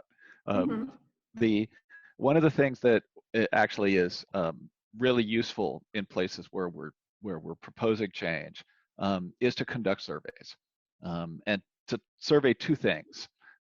One is to survey how people actually go to that business district. You can simply stop people on the sidewalk and ask, or you can ask people waiting in line at businesses. And then you could survey the merchants about how they think people get to the district and their business. And what you actually find is that oftentimes, even though business owners know everything about a person once they get into the store, you know, they know how many times you ordered cappuccino and so on, they from their sales register, they often are wildly wrong about how people actually get there. And they tend to overestimate the drive-alone rate by a very large amount. We've seen this in San Francisco surveys. And then the other thing is to survey all the parking in the district. And you often find that the curb parking is overcrowded, which is why people perceive a shortage. And then you find that all the off-street parking, I was just working in the city of Watsonville, and they thought they had a parking shortage. It turned out that their parking was never more than half full, even at the busiest hour of the busiest day of the week. And that's absolutely typical in districts, right? So when you show people the data, and actually for a lot of people, it's showing them the photos of at the same time of day, the garages are half empty, the lots are half empty, and the street parking is overcrowded. And then the other thing is just to emphasize that if charging the right price for curb parking means charging the lowest rate that leaves 1 or 2 spaces available on every block most of the time. So if you're truly adjusting prices to meet that goal, and you should be, then if you accidentally set the rate a little too high and too many cars go away, well, then you lower the rate. And if necessary, you just lower it to free. I mean, actually, right now with the stay-at-home orders here in San Francisco, we have a lot of blocks where the right price is probably 0. So I think all of those things can really help. Yeah, I mean, I feel like a lot of parking codes, they are built for Black Friday shopping, right? It's like the worst case scenario throughout the entire year. That one day you have to fit everybody, when that's actually not the case 99% of the time. Yeah. I think a lot of times too, our on-street parking is in a more walkable urban area, and it's also, I mean, some cities and some areas might be different, but a lot of times that parking is actually public parking. So it's not, I mean, it might be counted towards a parking requirement, but it's not necessarily owned. It's owned by the city. It's not really owned by a specific private development. So, you know, saying that, again, like you said, like they might misguide or miscalculate how people are actually getting to their business. They could have just walked down the street if it's an walkable area. Or, you know, the person who actually parks in a parking spot in front of their business might actually just be going across the street and might not use their business at all. Yeah. It's part of the culture. It's, well, also interestingly, one of the reasons that parking is so badly managed in America is that because the planners forced the construction of enough parking so that there's excess parking everywhere, almost everywhere, even when parking is given away for free, that means that everybody has too much. So you can't make any money by renting it out in most places because everybody else also has too much, right? And what that means is because we don't rent it out, it tends to be one of these things where Nobody is counting it or measuring it. They're not seeing. I mean, it's kind of like if you go to the cheapest flea bag motel, the manager there actually knows how many rooms he has and whether they're full or empty every night. They keep track of that at even the worst places. And by contrast, if you go to a typical city, they don't know how many curb parking spaces they have, and they don't know whether they're empty or full. And that's actually also true for most of the private developers I work with. They often know maybe how many parking spaces they built, but they don't have any data on whether they're empty or full. So there's a tremendous knowledge gap, which leads to a lot of myths and misperceptions about how much parking actually is used and where. And overcoming that is really helpful. So, absolutely. I mean, I think we see across America there's too much supply and not enough demand, right? yeah, it's well, I think we probably have enough demand also, but we could afford to we'd have a much better In country most if we areas. reduce both. Yeah. Mm-hmm. All right, so we have a couple more questions. So can the panel discuss joint use parking? Given an example as a private church shares parking with a public school, any success stories, especially in a mixed use urban setting? I know we already discussed this a little bit, but maybe you could share some success stories. Maybe, yeah, Donald or maybe Patrick, either one of you. Don, do you have some thoughts? I have a few, but I've been doing a lot of talking. Well, let me give one example. One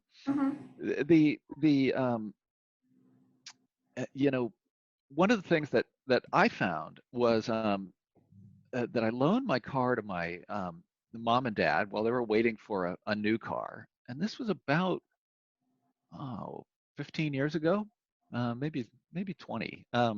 But I loaned my car and began using car sharing here in the city, and I discovered that even though I was a busy professional consulting in cities around California, that I could do just fine relying on car sharing, and that I saved about $400 a month on parking rental fees here in the city. So I not only share my parking space with the other people who use the car sharing service in the neighborhood, but I actually share my car as well. That is, we all share these car share cars. And of course, one of the advantages is that whatever kind of car you really want, you can have. There are about 50 car share cars within a 5-minute walk of my house. There's another 50 within a 5-minute walk of my old office. So one of the things that happens is not only do you tend to get shared parking when you remove minimum requirements, but you also get shared cars. And then another thing is, many cities have a shared parking ordinance, which has a whole bunch of, it has pages oftentimes of regulations that go with it about all of the hoops you have to jump through. And oftentimes that comes because the cities are trying to allow shared parking without managing the curb parking. But when we manage the curb parking properly, a lot of shared parking just emerges naturally. So you see, for example, for example, in my neighborhood, there's a mortuary that makes a great deal of money by renting parking, which is then used by the patrons of all the restaurants and bars nearby that have absolutely no on-site parking. And similarly, we have churches that, like the Mission San Francisco, has absolutely no on-site parking, but it just relies on curb parking and other parking lots that are available for rent. So in a perfect world, what you do is you manage the curb parking, you let people decide how much to build, and over time, being able to make a ton of money by by renting parking you're not using is actually a huge incentive for shared parking. And when we can manage the curb parking, then all of the sharing arrangements just naturally emerge over time. Yeah, absolutely. I agree. I mean, I think a parking space takes what, about 18 grand to construct. And if you're offering it for free and it's just sitting there and not being utilized, you're just, wasting your money. Why not get it back? I feel like that it's like a win-win. So the new development doesn't have to spend as much money constructing parking, and the existing development that already has the parking can make a profit off of unused spaces. So I would like to see that type of model being implemented more in the future. Yeah, there's tremendous waste out there, which also Yeah. is a tremendous economic opportunity. Absolutely. So I have another question for Jason. So what is defined as next to transit in the case of requiring no parking? The actual code I don't have in front of me, but I believe it was within a mile if you were near either a busway or a tramway or I guess that would really be the two versions downtown. And I think I forgot if it was within 5-minute walk or whatever it was. There was an area. There was also an issue as it relates to zoning, which actually was more of an issue. And we have Miami 21, which is a form-based code, but they have something called T3, which is the basically single family, and we couldn't be near that because again, the idea that everyone's single family house would have a bunch of cars parked in front of it would not fly. And that was, I believe, an amendment to the code. It was like a last minute thing about that, because so we're in T4, T6, we're in the urban zone, but if you're adjacent to T3, the parking exemption no longer holds.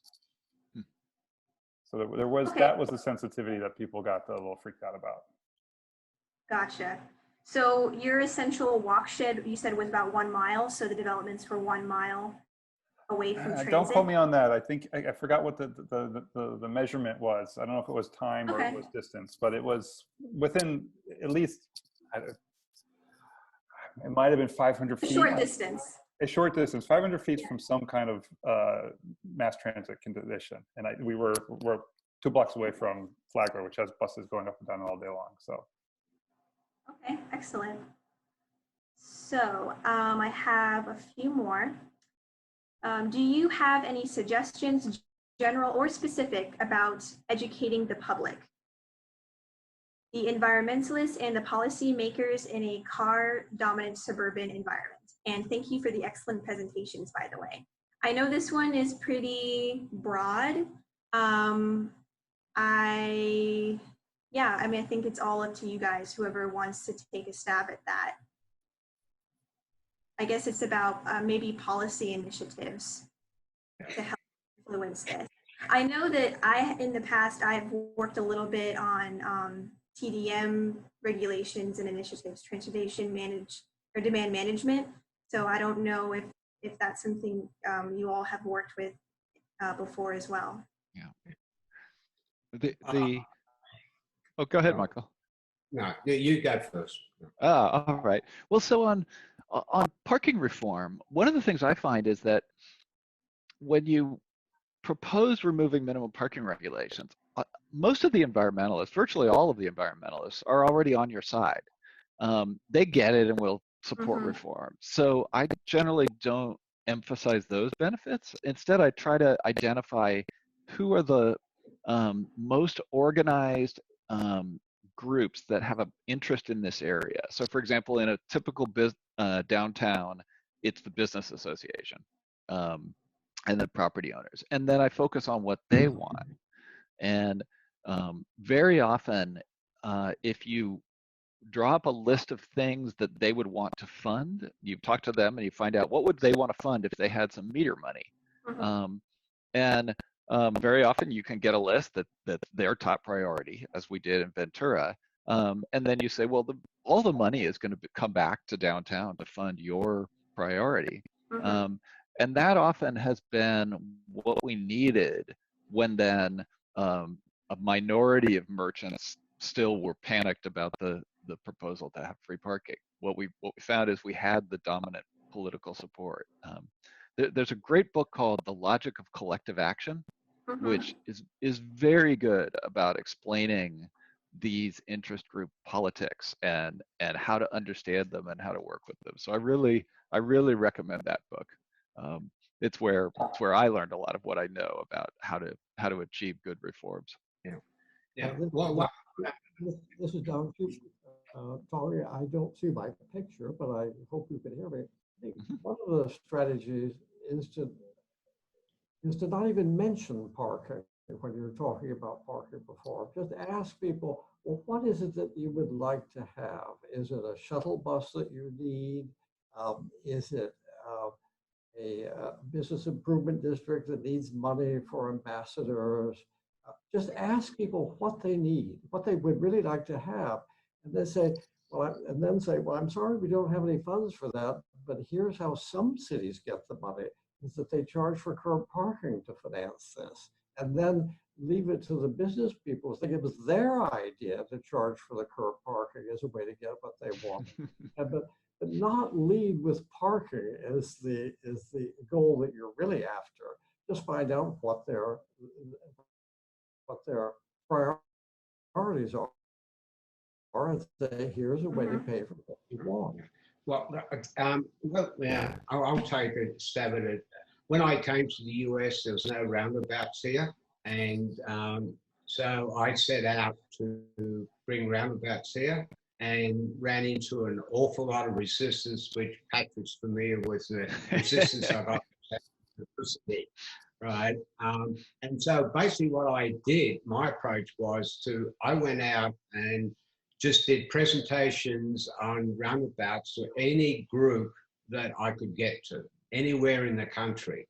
And I just kept going around and around. I think I'm somewhere up about 1,370 roundabout presentations now, right, across the country. And it was just a matter of educating people, right? And so first we had the little slideshow, and then we got PowerPoint, and it was just a matter of going around educating people. And one thing I learned, and Pat was learning it too, and Donald also, was talking to people in their own terms, in their own language, right? And so I tried to keep my message, as simple as possible, fat roads and skinny roads and high speed, low speed, that type of thing, to use the words to create the images, so that, because people tend to think more in images than in words. And so that's why all my presentations had lots and lots of pictures in them, because people could go away and they remember the picture more so than what you actually said about.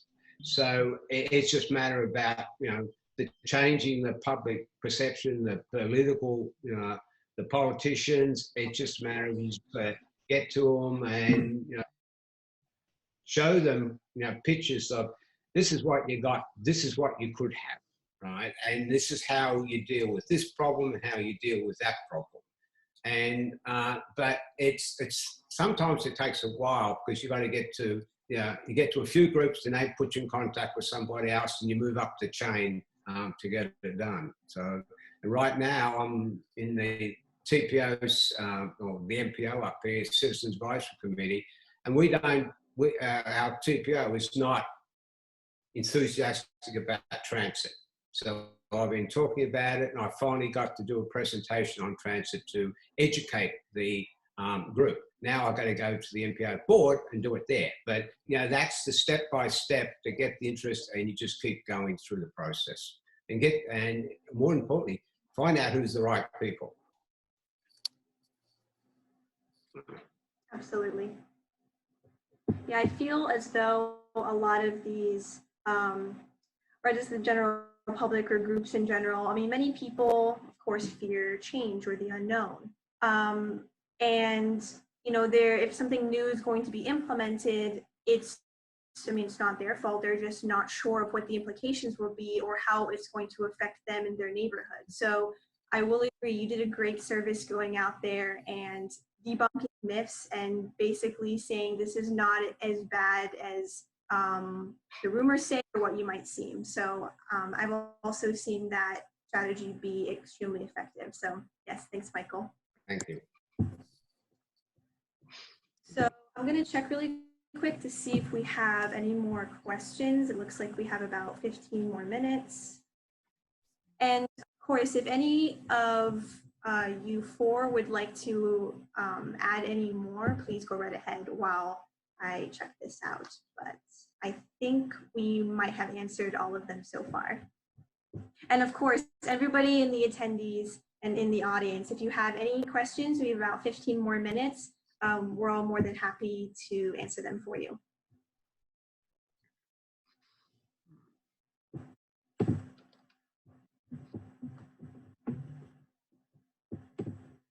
I got a question to the presenters. You know, what is the attitude towards transit in your area? You know, is it coming, or is it still opposed? People embracing it? Well, Michael, San Francisco, it's interesting because on paper, we've been a city that puts transit first for decades. Since 1973, we've had a so-called transit first policy.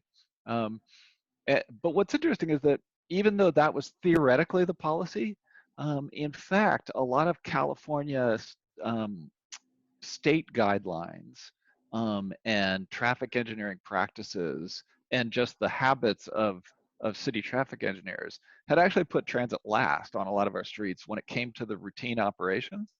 The citizens did fund it. I mean, they voted consistently to fund it at the ballot box, but we had huge numbers of buses and trains that were sitting stuck in traffic, where you'd have 60 people on a bus sitting behind one guy in his Mercedes, or maybe 10 filling the block, right? And so what San Francisco has been doing in the last 20 years or so is turning that around and finally saying, all right, since it's our policy theoretically to put transit first, now we're actually going to convert this overcrowded general purpose traffic lane into a bus only lane. And we've done the same thing with transit. And we finally stopped requiring any minimum number of parking spaces, and we set maximums everywhere because we realized we don't have enough space on the streets to allow more cars to flood in. And then the other good news is that California, mostly by changing state laws, has actually been moving more and more towards a transit first approach. So we have a cap and trade system for pricing pollution, for pricing carbon emissions. We set a price on carbon emissions, and that is raising billions of dollars, much of which is going towards transit. So we're step by step, things are changing. Okay.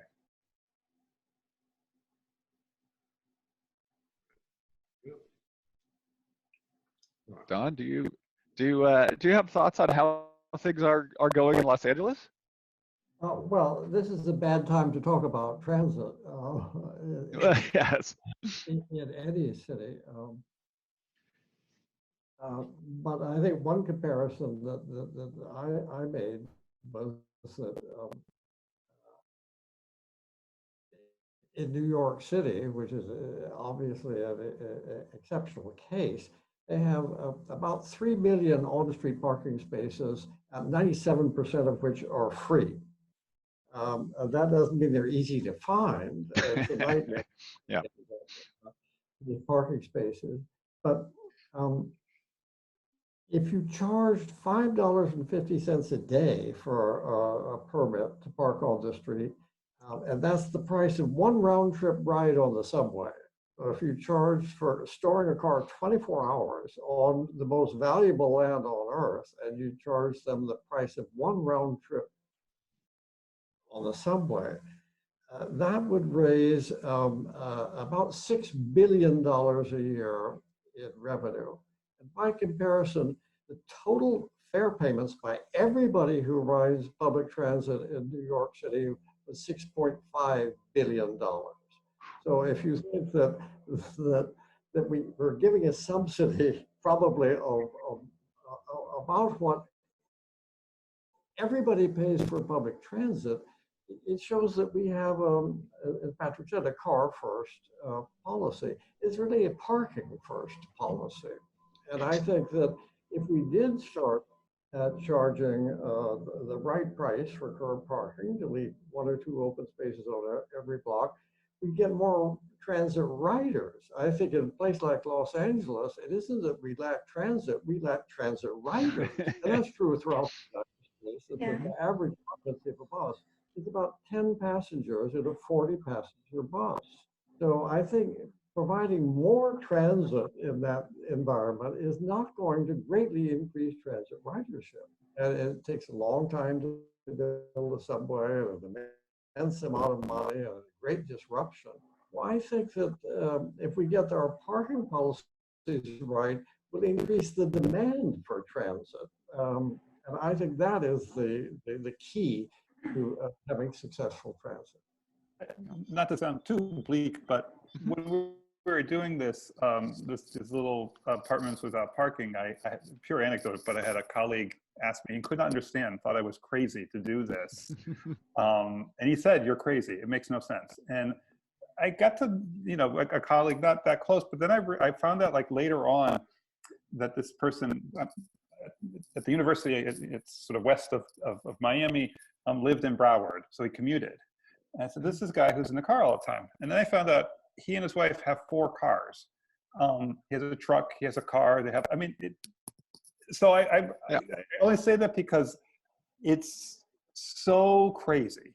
Like, I don't, and I think, yes, he was quite clear that in my proposal was crazy because it was so foreign to his idea of being a person in the world with his 4 cars for 2 people and driving at least 45 minutes a day to work, not even a thought to that.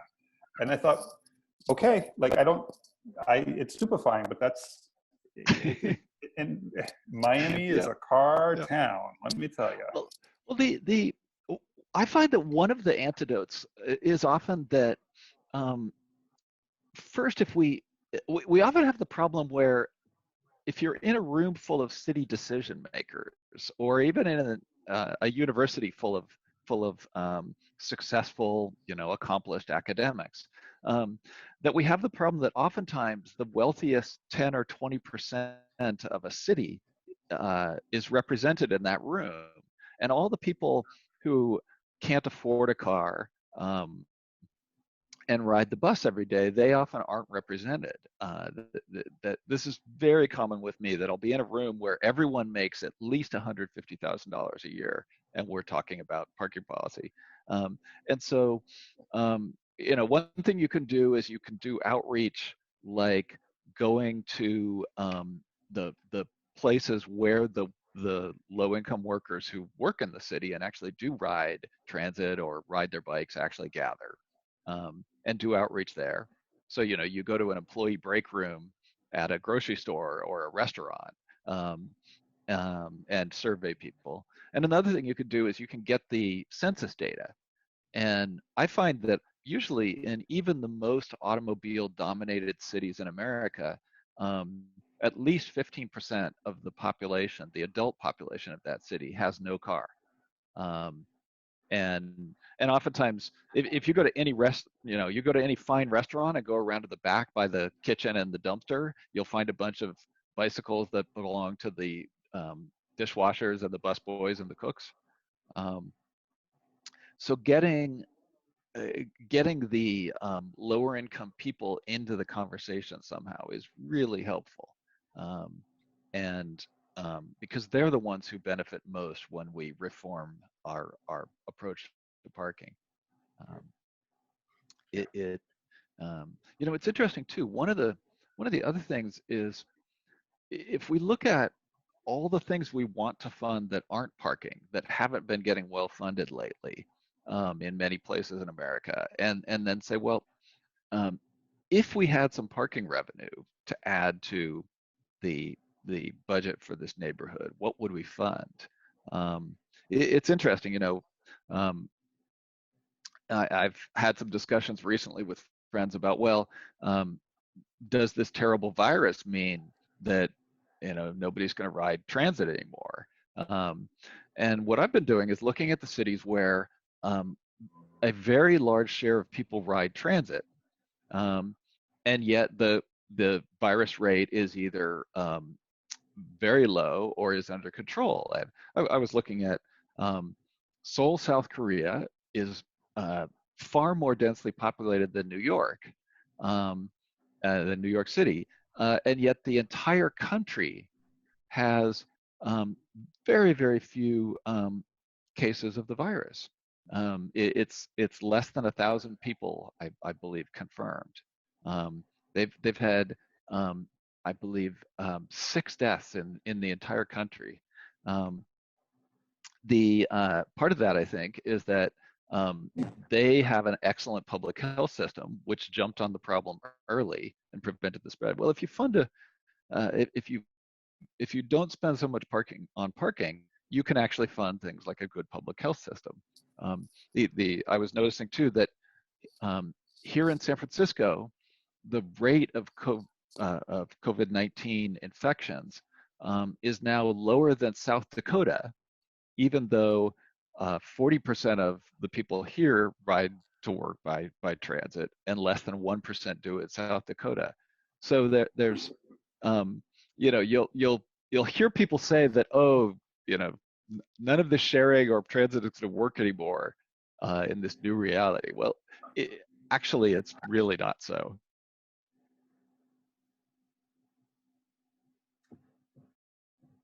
So we have about 3 minutes left. I actually have a really quick question for Michael, asked by somebody in the audience. What is the cost to build one mini roundabout without the landscaping islands, and how much does it cost to build a standard modern roundabout? Oh boy. Small roundabouts in neighborhood areas, you know, depending on what sort of materials you use, it's probably you know, $10,000, you know, just for very basic central island and painted islands. A typical one-lane roundabout on an arterial road, it's hard to pin down a price because it varies so much across the country because of construction costs and what you actually have to do. But it would vary from, say, $500,000 to $1 million, right, to do that. If you're building a new road network, it basically costs you about 10% more in that new intersection you're going to build anyway to put in a roundabout. But when you built the roundabout, if you built the normal signalized intersection, it costs you about $300,000, $500,000 to put in the traffic signals. So 10% more in construction costs to do a roundabout saves you several $100,000 in the not having to put in your traffic signals. On top of that, it has almost no maintenance costs to a roundabout, maybe a couple $100 a year for picking up trash and some trimming, versus about I think it's about $12,000 a year for a traffic signal, because it costs you about $3,000 a year The for maintenance, the right? electricity, the maintenance, that. But also, about every 30 years, you've got to replace the signal. So you've got to, over 30 years, work out the cost of that replacement of that signal, and you add that cost onto the actual cost of the signal. It becomes very expensive to put in a signal compared to a roundabout.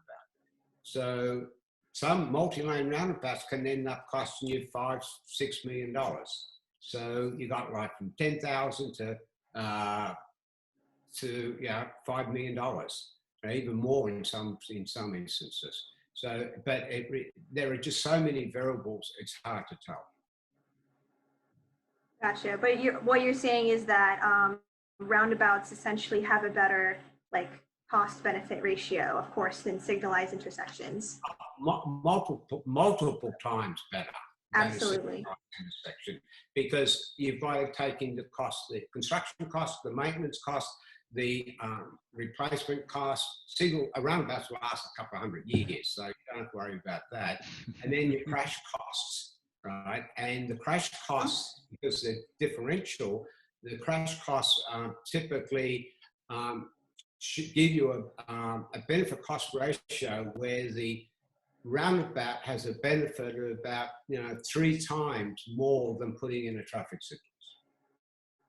Right? So that varies depending on how bad the intersection is before you replace it with a roundabout. But it's a huge the benefit cost ratio is very much on the side of a roundabout. Gotcha. Okay, everybody. So I'm sorry we couldn't get to all the questions, but unfortunately we are out of time for this session. I would like to wholeheartedly thank all of you, all the speakers, all of our sponsors, Heather, Richard, all of the CNU members that helped put this together and make it a reality. So for myself, thank you so much. Thank you. You Thank did you. a good job. Thank you. It's been a pleasure. Yes. Yes. Bye all. Okay, thank you so much, Roya, and thank you to our panelists. Thank you to our sponsors, to Heather Danforth, and to Richard Stowe. Just a friendly reminder that there is a part 2 of this webinar on this next Wednesday, April 22nd, 3:30 to 5:30. That will be focused on nature, health, and the built environment, and we'll have a whole new panel and new topics to discuss. So thank you again, and see you on Wednesday. Bye.